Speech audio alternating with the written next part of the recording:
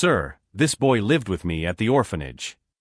Teresa's voice echoed through the mansion's hallway like a battle cry, shattering the aristocratic silence that Robert Whitman cherished so much. The real estate mogul froze in front of the vintage painting hanging on his office wall.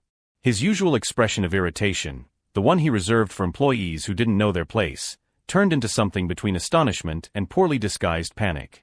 Teresa Silva, 45, a cleaning lady for 6 months in that $7 million mansion, had never spoken so loudly in her boss's presence. In fact, Robert made a point of treating her like furniture, invisible, useful, disposable. "What the hell are you talking about?" Robert turned abruptly, his face red with indignation. "And who gave you permission to yell in this house?" The portrait showed a blond boy of about 8, with an angelic smile and expensive clothes. A gold plaque on the frame read, "In memory of Michael Whitman, beloved son, 1985 to 1993. Teresa pointed at the photo with her trembling hand, still holding the cleaning cloth. "Michael. That's the name he used at St. Joseph's Orphanage. But we all knew it was a lie." "You're delusional." Robert took a threatening step toward her. "My son died in a car accident at the age of 8. You have no right to talk about him." But Teresa didn't back down. Her eyes shone with an intensity that made Robert hesitate. It was the look of someone who keeps secrets too powerful to be ignored. For 6 months, she had swallowed daily humiliations. The jokes about those people, when he thought she wasn't listening. The comments about how they should be grateful to have work. The way he turned down the TV when reports of police violence came on, as if her presence bothered him. Robert Whitman, luxury real estate mogul, philanthropist for show, influential politician. To the world, a devoted widower who honored the memory of his dead son. To Teresa, a man who didn't know his world was about to be turned upside down. "Michael didn't die in that accident," Teresa said calmly, her years in the orphanage having taught her to recognize the lies of wealthy adults. "He was handed over. Like merchandise." The silence that followed was deafening. Robert blinked several times, as if trying to process impossible information. His mouth opened and closed without producing a sound. Teresa watched the reaction with silent satisfaction. For months, she had cleaned that house, watched that man, listened to his phone conversations about urban cleansing and undesirable elements. Now finally, the pieces of the puzzle were falling into place. "You're lying," Robert muttered, but his voice had lost its usual arrogant authority. "Michael had a moon-shaped scar on his left wrist," Teresa continued, relentless. "He talked in his sleep about a daddy who promised to come back but never did. And he was afraid of men in suits." Robert staggered, leaning on the mahogany table. The perfect picture of his public life was beginning to crack like glass under pressure. Teresa smiled for the first time in 6 months of working in that house. It wasn't a sweet or subservient smile. It was the smile of someone who could finally lay their cards on the table.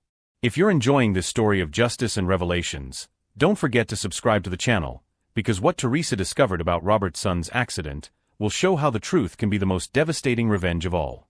Robert Whitman felt the ground crumble beneath his feet, but his arrogance spoke louder than his shock. In his 40 years of building a real estate empire based on strategic urban development, a fancy euphemism for driving poor communities off valuable land, he had learned that attacking first was always the best defense. "Are you trying to extort me?" His voice cut through the air like a blade. "A maid making up stories about my dead son? That's pathetic, even for someone like you." The "someone like you" came out of his mouth loaded with all the venom he normally reserved for city council meetings when discussing undesirable elements in his gentrification projects. Teresa remained motionless, but her eyes flashed with an intensity that made Robert instinctively recoil. 45 years of life had taught her to recognize racists disguised as philanthropists, and Robert Whitman was a perfect example of the species. "Mr. Whitman," she said with an icy calm that completely diffused his outburst, "Michael used to draw the same house over and over again at the orphanage. A mansion with white columns, a garden with a fountain, and an office with bookshelves reaching to the ceiling. Just like this one." Robert swallowed hard. The description was too accurate to be a coincidence. During 6 months working in that house, Teresa had observed every detail, every photo, every phone conversation Robert had. Not out of curiosity, but out of necessity for survival. A 50-year-old black woman, orphaned since the age of 8, She had learned early on that knowing her oppressors was a matter of life and death. Michael also drew a gray-haired man who wore gold rings, Teresa continued, her eyes fixed on the family crest ring Robert wore on his right index finger. He said this man promised to come back for him, but always found excuses. The color drained from Robert's face. That ring had belonged to his father, and it was his trademark in business. Any official photograph of Robert in the newspapers showed that ring prominently. "Stop this nonsense." Robert exploded, but his voice came out higher than normal. "My son died at the age of 8 in an accident on Interstate 75. I identified the body myself." "The body of a child burned beyond recognition," Teresa replied calmly. "Who was wearing the clothes Michael wore the day he disappeared from home? Very convenient, don't you think?" Robert froze. Those details had never been disclosed to the press. How would a simple cleaning lady know about the condition of the body or the clothes? Teresa watched the look of panic grow on Robert's face with silent satisfaction. For decades, she had carried the weight of the truth about Michael, not just his true identity, but the grim circumstances of how he had come to St. Joseph's Orphanage. "Michael had nightmares every night," she continued, each word chosen to cut deeper. "He would scream in his sleep about men in suits who forced him into a black car. He said his father had promised it would be just for a little while, until a difficult situation passed." The silence that followed was deafening. Robert staggered to his Italian leather armchair, his face as pale as paper. His hands trembled as he tried to process what he was hearing. Teresa had grown up in the same orphanage as Michael, but she was 8 years older. She had become his unofficial protector, the older sister he never had. Night after night, she had comforted the crying boy who asked when his rich daddy would come back for him. "You're lying," Robert muttered, but his voice had lost all authority. Why did you wait 6 months to say this?" Teresa smiled. It wasn't a sweet or sympathetic smile. It was the smile of someone who could finally reveal cards she had held for decades. "Because I needed to be absolutely sure who you really were, Mr. Whitman. And because I needed to gather the right evidence." She paused dramatically. "Michael didn't die in that accident. He grew up, became a man, and had a life you never bothered to know about." Robert stood up abruptly, pointing a trembling finger at Teresa. "Get out of my house. You're fired. And if you repeat those lies to anyone, I'll sue you for defamation." Teresa didn't move an inch. Instead, she slowly removed a yellowed envelope from her apron pocket. "Funny you should mention lawsuits, Mr. Whitman. Because after 40 years of building luxury developments on top of destroyed communities, maybe it's time someone sued you." The envelope contained something that made Robert's eyes widen in absolute terror. Photos, documents, and a letter in Michael's childish handwriting, addressed to Daddy who promised to come back. Each new humiliation Robert poured on Teresa only fueled the flame of justice she had been meticulously planning for much longer than he could imagine. What that privileged man didn't know was that every act of contempt was sealing his own sentence, and that Teresa Silva wasn't just a cleaning lady who recognized a photo by chance. She was the only person alive who knew the whole truth about what really happened to Michael Whitman, and about the crimes Robert committed to hide that truth. Robert violently snatched the envelope from Teresa's hands, his eyes quickly scanning the contents. What he saw made him stagger backward as if he had been punched in the stomach. The first photo showed a young adult of about 25, unmistakably Michael, working in a mechanic shop. The second showed the same young man dressed in a paramedic's uniform. The third showed Michael holding a nursing diploma, smiling next to an older black woman whom Robert recognized immediately, Teresa. "Impossible," Robert muttered, his hands shaking. "These photos are fake. You manipulated all of this." Teresa smiled with a calmness that made Robert's blood run cold. For 6 months, she had endured every racist comment, every condescending look, every joke about people like her needing to be grateful for a job. All to arrive at this very moment. "Michael graduated as a nurse at 23, Teresa said calmly, pulling a worn cell phone from her pocket. "He specialized in palliative care. Ironic, don't you think? The son you gave away to die ended up dedicating his life to caring for people in their final moments." Robert grabbed the table to keep from falling. "Handed him over? I never. My son died in an accident." "Michael did die, Mr. Whitman. He died at the age of 8 on the day you handed him over to those men in exchange for paying off your gambling debts." Teresa paused dramatically. What grew up in the orphanage was just a broken child trying to understand why Daddy never came back for him. The truth hit Robert like an avalanche. His legs gave way and he collapsed into the armchair, his face completely pale. 30 years of carefully constructed lies crumbled in a matter of minutes. Teresa watched the reaction with silent satisfaction. She wasn't just a cleaning lady who recognized a photo by chance. For 2 decades, she had been head nurse at St. Vincent's Hospital, the same hospital where Michael had worked for the last 5 years of his life before dying in a real accident, this time trying to save victims of a fire. Michael told me everything before he died, Teresa continued, her voice cutting like a knife. About the man in the suit who promised it would be just for a little while. About how you cried when you handed him over, saying you had no choice. About how you promised to come back when things got better. Robert tried to speak, but only a groan came out of his throat. Teresa had planned this moment meticulously. It was no coincidence that she had gotten the job at this mansion. Dr. James Fletcher, a human rights lawyer and old friend of Michael's, had helped her investigate Robert Whitman for 2 years. Fletcher had discovered that Robert had lost the family fortune in illegal gambling in 1985. Desperate and owing impossible sums to dangerous people, he had accepted a diabolical proposal to hand over his own son to a child trafficking ring in exchange for forgiveness of his debts and a loan to start over. The car accident was staged. The charred body was that of an orphan child who had died in a fire around the same time. Robert used his political contacts to speed up the identification and close the case quickly, avoiding further investigation. "Do you want money?" Robert asked desperately, his voice coming out as a croak. "I can pay any amount. 10 million, 20 million. Whatever you want." Teresa laughed, a cold sound that made Robert recoil further into his chair. "Money." She shook her head. "Mr. Whitman, you still don't understand. Michael died believing that his father had abandoned him out of shame. He died without knowing that you built an empire on the lie about his death. He died poor, alone, caring for strangers because he never managed to start a family of his own." Robert tried to stand up, but his legs wouldn't obey him. What do you want then?" Teresa walked over to the bookcase and picked up a gold picture frame, a photo of Robert receiving an award from the city as Philanthropist Businessman of the Year, surrounded by orphan children whom his company had symbolically adopted. "I want you to feel exactly what Michael felt," she said, smashing the picture frame on the floor. "Abandonment. Humiliation. Despair. And most of all, I want everyone to know who Robert Whitman really is." From her apron pocket, Teresa pulled out a second phone, this one new and professional. On the screen, a bright red recording icon flashed.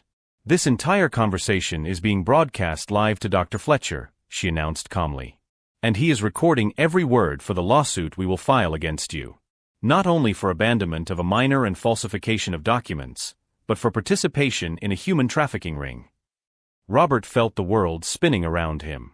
For 6 months, he had poured his arrogance and racism onto Teresa, without imagining that every word was being carefully documented. Every prejudiced comment, every humiliating order, every joke about people like her, all recorded, catalogued, prepared to destroy his public reputation built over decades. You planned all this," Robert muttered, finally understanding the extent of his situation. "Dr. Fletcher and I planned it for 2 years, Teresa confirmed. "Every detail. Every document. Every piece of evidence. Michael may have died without knowing the truth, but the whole world will know it." Teresa walked to the window, looking out at the mansion's perfectly manicured garden. For 6 months, she had cleaned every corner of that house built with dirty money, listening to Robert brag about his philanthropic endeavors, while treating her like disposable furniture. "Dr. Fletcher has already filed criminal charges against you," Teresa continued without turning around. "He has also sent copies of all the evidence to the federal prosecutor's office, the Internal Revenue Service, and investigative journalists from 3 different television networks." Robert's phone began to ring. Then another. And then another. Teresa smiled, recognizing the signs of a scandal about to explode. "Your lawyers must already be trying to find you," she observed, finally turning to face him. "Too bad you're busy having such an enlightening conversation with a mere cleaning lady." Robert tried to grab one of the phones with trembling hands, but Teresa was quicker. She held the receiver and with a deliberate movement, dropped it on the floor, where it shattered. Michael used to say that the truth always finds a way to come out, Teresa said, stepping on the wreckage of the phone. He was right. It took 30 years, but the time has come for you to pay for every tear he shed waiting for a father who would never return. For a moment, as she watched Robert Whitman, respected tycoon, renowned philanthropist, influential politician, completely crumble before a black woman he had treated like trash for months, Teresa felt something she hadn't experienced since Michael's death: the sweet satisfaction of seeing justice finally served. But what Robert didn't know yet was that the public humiliation and criminal prosecution were only the beginning. Teresa and Dr. Fletcher had discovered much more about Robert Whitman's business, and what was about to be revealed would make the kidnapped son scandal seem like just an appetizer for the real feast of justice that was being served. Robert's phones continued to ring incessantly as he desperately tried to call his lawyers with trembling hands.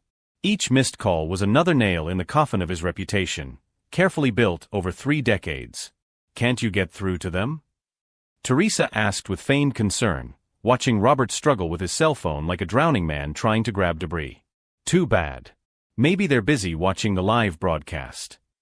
Robert finally managed to dial his office, but the call went to voicemail. He tried his personal assistant, voicemail. His accountant, voicemail. One by one, all the numbers he had dialed for years to solve problems now rejected him like a pariah. Dr. Fletcher was very clever, Teresa continued calmly, pulling a third recording from her pocket, this one on a gold flash drive. "You know why? Because he didn't just collect evidence on Michael. He investigated his entire career as a philanthropic entrepreneur." Robert stopped trying to call, his eyes fixed on the flash drive as if it were a bomb about to explode. 47 families illegally evicted from their homes in 2018, Teresa listed coldly. Falsified documents to speed up gentrification processes. Bribing 3 councilmen to approve projects in environmental preservation areas. Money laundering through the foundation he created in Michael's memory. Each accusation hit Robert like a well-aimed shot. For years, he had used his son's fake death as an emotional shield for his crimes, creating a front foundation that embezzled public funds intended for orphan children. A cruel irony that now turned against him like a poisonous snake. "Impossible," Robert muttered, but his voice had lost all its arrogance. "This information is confidential. No one has access to these files." Teresa smiled, not a sweet or sympathetic smile, but the smile of a predator who had finally cornered her prey. "Michael didn't just die as a nurse, Mr. Whitman. In the last 2 years of his life, he worked as a volunteer consultant for Dr. Fletcher, helping to investigate irregularities in institutions that receive donations for orphan children." She paused dramatically. "Your own foundation was the main target of his investigation." Robert's world collapsed completely. The son he had sold to save his own skin had spent the last years of his life investigating the crimes his own father had committed in his name. "Michael discovered that you were stealing money intended for children like him," Teresa continued, each word cutting deeper. "Orphaned children, abandoned, forgotten by the system. The same system that swallowed him up when you handed him over like a product." Robert tried to stand up, but his legs gave way. The realization that his son had died knowing exactly who his father was, and had actively chosen to work to destroy him, was the final blow to his sanity. Robert's laptop, left open on the table, began flashing with incessant notifications. Messages from the company board, emails from angry investors, news alerts mentioning his name. Teresa walked over to the screen and turned the computer so he could see. The headline on the local news site read, "Real estate tycoon sold his own son to pay gambling debts. Exclusive recording reveals decades of crimes." Below, a video with over 50,000 views in just 20 minutes showed Robert confessing everything to Teresa, believing he was talking to just a simple cleaning lady. "Did you know your foundation had a Twitter account?" Teresa asked casually, scrolling down the page. "Over 200,000 people have watched the video where you call orphan children undesirable elements and talk about urban cleansing. Very inspiring for someone who wins awards for philanthropic work." Robert tried to close the laptop, but Teresa was quicker. She held his hand with surprising strength for someone he had completely underestimated for 6 months. "Your company's stock has fallen 60% in the last 2 hours," she continued, pointing to the red charts on the screen. 6 major investors have already withdrawn their support. The mayor has cancelled the $500 million housing project contract. And oh, she smiled maliciously, the IRS has already frozen all your bank accounts." Robert stared at the screen in horror. Decades of work, an estimated $800 million fortune, a solid political reputation, all evaporating before his eyes like smoke. The house intercom rang. Teresa walked to the device with deliberate calm. "Hello? Oh yes, they can come in. Mr. Whitman is expecting them." Who's coming?" Robert asked desperately. "The FBI, the IRS, and 2 civil police deputies," Teresa replied cheerfully. "Dr. Fletcher was very efficient. He had all the warrants ready before I even started working here." Robert finally understood the full extent of his situation. For 6 months, he had poured his racism and arrogance onto a woman who was not only a witness to Michael's lost childhood, but also the undercover agent in a complex federal investigation orchestrated by the very son he had abandoned. "Why?" he muttered, finally breaking down completely. "Why did Michael do this to me?" Teresa stopped in front of the boy's portrait on the wall, the only thing in the room that remained untouched by the chaos. For a moment, her hardened expression softened as she looked at Michael's angelic face at age 8. "Because you didn't just hand him over to those men, Mr. Whitman," she said softly. "You handed over a child's hope. You taught him that love can be sold, that family is disposable, that promises are just empty words." The sound of sirens approached from the avenue outside. Teresa took one last item from her apron pocket, a yellowed letter in a child's handwriting. "Michael wrote this when he was 10 at the orphanage. He wanted me to give it to you if I ever found you." She placed the letter on the table in front of Robert. "You can read it while you wait for the police to arrive." With trembling hands, Robert opened the letter. The words written in colored pencil by Michael's small fingers struck him like daggers. "Dad, I still believe you're coming to get me. People here say you've forgotten me, but I know you're just busy. When I grow up, I want to help other kids like me find their families. And I want to show you that I've become a good man, even far from home. I love you anyway. Michael." Robert broke down in tears, finally realizing that he had lost much more than money or reputation. He had lost the chance to meet the extraordinary man his son had become, despite everything he had done to him. The sirens stopped at the mansion's door. Heavy footsteps echoed through the marble hallway that Robert had walked like a king for decades and now crossed for the last time as a defeated criminal.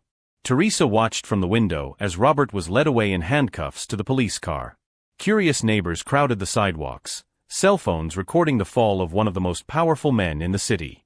But what none of them knew was that the story was just beginning. Because Michael Whitman had left more than letters and investigations. He had left a will that would forever change the fate of every orphan child in the city, and the legacy Robert thought he had built would be completely rewritten by the hands of the son who never stopped loving the father who abandoned him. 6 months later, Teresa Silva walked through the corridors of the new Michael Whitman Missing Children Support Center, opened with the $20 million Robert was forced to pay as compensation for crimes against humanity. Robert Whitman, now serving 17 years in federal prison, had lost absolutely everything. His company had gone bankrupt, his assets had been auctioned off, his political friends had abandoned him like a radioactive outcast. Even his Twitter account had been turned into a memorial for the children he had harmed. Dr. Fletcher smiled when he found Teresa checking the final details of the inauguration. "Michael would be proud," he said, pointing to the gold plaque at the entrance that showed a photo of the young nurse smiling alongside orphan children. "He always said he would change the world," Teresa replied, watching the families reunite in the main hall. "I just didn't know he would do it even after he died." The foundation had already reunited 47 children with their families in just 6 months. The search system created with Robert's money was revolutionary, cross-referencing data from hospitals, orphanages, and police records in real time. Teresa had become the executive director of the institution, her experience as both an orphan and a nurse making her perfectly qualified to lead Michael's mission. Every child found was a victory over men like Robert Whitman. In federal prison, Robert received only one visit a month, his own sister, who came only to remind him how he had destroyed the family name. His cellmates knew exactly who he was, a man who had sold his own son, and treated him with the contempt he deserved. During the inauguration ceremony, a reporter asked Teresa if she felt sorry for Robert. "Sorry." Teresa smiled, the same expression she had used on the day she destroyed his life. "I feel sorry for the children he harmed. Robert had 30 years to do the right thing. Michael had only 25 years of life to correct his father's mistakes." Michael's last act had been to leave detailed instructions on how his death should be investigated if anything happened to him. The accident that killed him was no accident. Robert had hired thugs to silence the son who threatened to expose his crimes. But Michael knew that Teresa would fulfill his mission. In the final letter he left for her, he wrote, "If you are reading this, then justice has finally been served. Thank you for never giving up on me." Today, as she watched families hugging each other at the center named after Michael, Teresa knew that the best revenge is not to destroy those who hurt you, it is to build something so powerful that it makes it impossible to forget what we are fighting for. Robert Whitman's story became a case study in universities about how arrogance and prejudice destroy lives. Michael Whitman's story became an example of how true love survives any abandonment. And Teresa Silva proved that sometimes the quiet cleaning lady you despise may be exactly the person who holds the keys to your redemption or your destruction. Michael taught us that family is not blood, it's who stays when the whole world abandons you. And sometimes, justice comes disguised as a humble woman who never forgets a promise made to an orphan child. If this story touched your heart, subscribe to the channel to discover more stories of people who turned injustice into purpose and abandonment into unconditional love.